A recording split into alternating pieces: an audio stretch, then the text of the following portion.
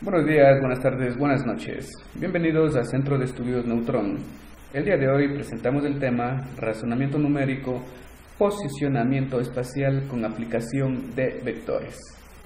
Muy bien, lo primero que debemos saber es qué es un vector.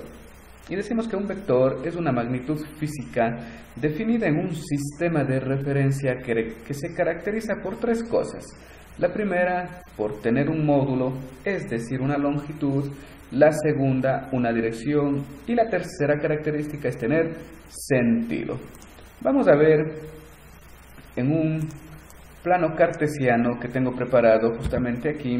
Ustedes pueden observar en la pantalla el eje horizontal, el eje X y el eje vertical perteneciente al eje de las 10. Si nosotros dibujamos una línea, ¿sí? Simplemente es una línea. ¿Qué le falta para hacer un vector? Le falta la dirección y el sentido. Solamente cuenta con una característica por el momento. Y esta es la magnitud, es decir, la distancia o la medida desde el punto inicial al punto final. Sin embargo, aquí nosotros no sabemos cuál es el punto inicial y cuál es el punto final. Para poder conocer aquello es necesario dibujar una flecha que marque la dirección y el sentido, ¿sí? Que marque la dirección y el sentido. En este momento ya es un vector porque tiene los tres componentes, ¿sí? Tiene los tres componentes. ¿El primero cuál es? El primero es la magnitud. Por ejemplo, este vector mide 99.16. Pueden ser centímetros, puede ser milímetros, puede ser la unidad que ustedes deseen. Pero ya tiene una magnitud, es decir, una longitud en este caso. ¿Qué más decimos que necesita? Una dirección. Cuando hablamos de dirección, estamos hablando del ángulo que forma, ¿sí? Es decir, en este caso, 44 grados. Y ahora, el sentido.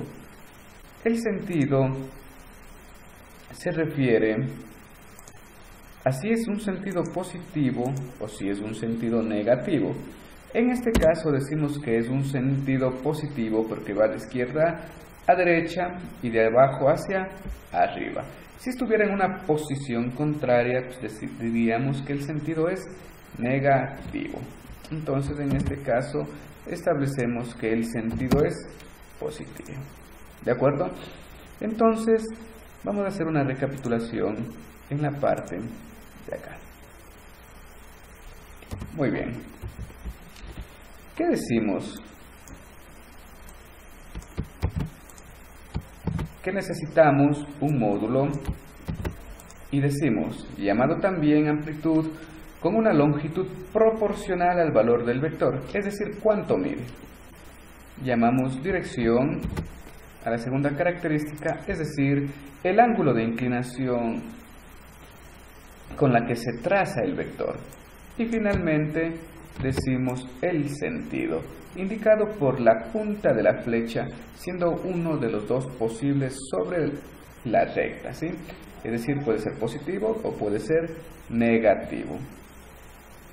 Como lo vimos aquí, la magnitud sería la distancia desde el inicio hasta el final, es decir, 99.16 en este caso, la dirección, el ángulo, es decir, 44 grados, y el sentido, un sentido positivo, ¿sí? Un sentido positivo. Muy bien. Vamos a ver qué más tiene un vector.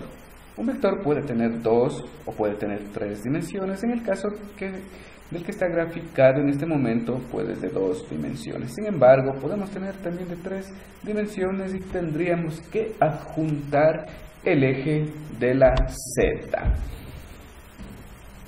Muy bien, ¿y cómo se escribe un vector? Vamos a ver cómo se escribe. Pues se lo representa de la siguiente manera. ¿Sí? La representación es la siguiente. la representación. Decimos que B es igual a dos ejes coordenados, el componente en X y el componente en Y. ¿Sí? El componente en X y el componente en Y. Por eso nos dice Bx y B sub Y. ¿Cuáles son estos Bx y B sub Y? Vamos a ver si podemos intentar deducir. Como ustedes pueden observar, nosotros podemos tomar desde la punta de la flecha hacia abajo. ¿Sí? Y en ese momento vamos a encontrar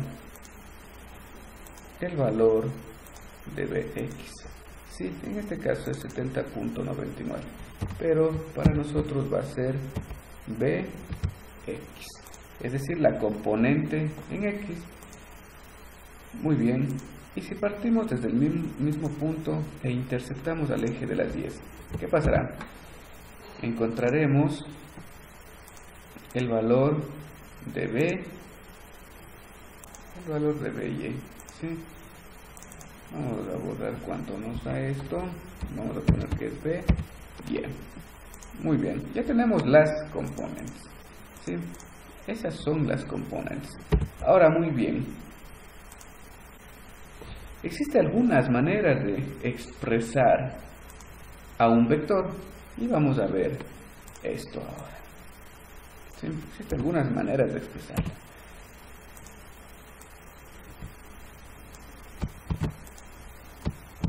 Muy bien, expresiones. Podemos expresar en coordenadas cartesianas y en este caso decimos que los vectores unitarios se representan por IJK y estos son paralelos a los ejes coordenados X y Z. Simplemente vamos a intercambiar. En vez de poner X pondremos Y, en vez de poner Y pondremos J y en vez de poner Z pondremos K. La primera manera es como componentes de un vector, ¿sí? Las componentes pueden escribirse entre paréntesis y separadas con comas, como escribimos anteriormente, ¿sí? Tenemos la componente en X, la componente en Y y la componente en Z. Es decir, cuánto miden cada uno de los ejes. Segundo, como un sistema de coordenadas cartesiano, que fue el concepto que vimos anteriormente. Vamos a borrarlo porque parece que todo estuviera dentro de eso. Muy bien. Para eso, la componente en X la escribimos el valor numérico y le acompañamos de Y. Le ponemos más el valor numérico de la componente en Y y le acompañamos de J, ponemos más el valor numérico de la componente en Z y componemos la letra K. ¿Sí? Una tercera forma, como columna o como vector columna o como vector fila. ¿Sí? Entonces los vamos a ordenar de arriba hacia abajo en el caso del vector columna y de izquierda a derecha en el caso de vector fila separada por un espacio. Esas son las maneras en las cuales nosotros podemos expresar a los vectores. Muy bien. Ahora, existe una manera para intercambiar entre coordenadas. ¿Sí? Esto lo vamos a ver en el próximo video. Espero que haya sido de utilidad. Si te gusta, dale like y comparte con tus amigos. Síguenos a través de redes sociales. Éxitos.